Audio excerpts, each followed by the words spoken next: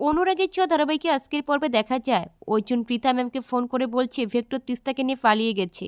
24 ঘন্টার মধ্যে তিস্তার খবর এনে দেন, আর তিস্তা যদি কোনো ক্ষতি করে ভেক্টর তাহলে ভেক্টরকে আমি শেষ করে ফেলবো। এই বলে অর্জুন ফোন রেখে দেয়। এদিকে দীপার ফোন আসে অনেক ফুলের অর্ডার পড়ে। তখন দীপা বলছে আমি কোন দিক সামলাবো, একদিকে আমার ফুলের অর্ডার, একদিকে তিস্তা নেই, তিস্তাকে তো খুঁজে বের করতে হবে। তখন অর্জুন দীপাকে বলছে দীপা তোকে কোনো টেনশন করতে হবে না, তুই ফুলের দিকটা সামলা, আমি তিস্তাকে খুঁজে বের করবই। এইদিকে প্রবীর আর লাবণ্য মিলে পুলিশের কাছে সাহায্য চাইতে গেলে পুলিশ একদম না বলে দেয়, বলছে তিস্তার 18 বছর হয়ে গেছে, ও একটা অ্যাডাল্ট মেয়ে, নিজের ব্যাপারে সিদ্ধান্ত নিজেই নিতে পারে, আমরা কোনো সাহায্য করতে পারবো না। এদিকে অর্জুন তিস্তার বান্ধবীদের কাছে জিজ্ঞাসাবাদ করছে, বলছে না তিস্তার কোনো খবর আমরা জানি না। এদিকে অর্জুন তাড়াতাড়ি করে ভেক্টর বন্ধু বান্ধবীর কথা বলছে ভেক্টর কোথায়, তারাও অর্জুনকে না বলে দেয়। এদিকে ভেক্টর তিস্তাকে বলছে তিস্তা তুমি আমাকে ভালোবাসো তো, তখন তিস্তা বলছে হ্যাঁ। তখন ভেক্টর তিস্তাকে বলছে চলো আমরা বিয়ে করে নেই।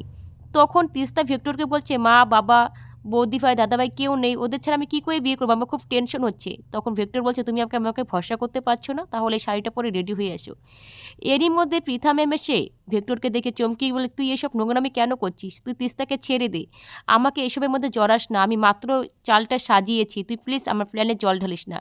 এরই মধ্যে অর্জুন ফোন করে পৃথা ম্যামকে বলছে আপনাকে 2 ঘন্টা সময় দিলাম, 2 ঘন্টার মধ্যে যদি তিস্তা সেনগুপ্ত বাড়িতে না ঢুকে তাহলে আমার থেকে খারাপ কেউ হবে না। এইদিকে দীপা ফুলের অর্ডারগুলি মন্দিরে দিতে গেলে এরই মধ্যে দীপা তিস্তাকে দেখতে পায়।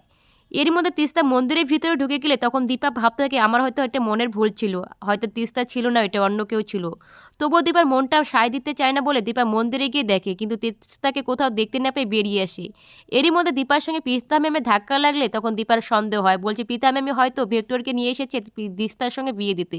তাই দীপা ছুটে চলে যায় মন্দিরে, আর সেখানে দেখছে ভেক্টর তিস্তাকে নিয়ে বিয়ের পিঁড়িতে বসে গেছে।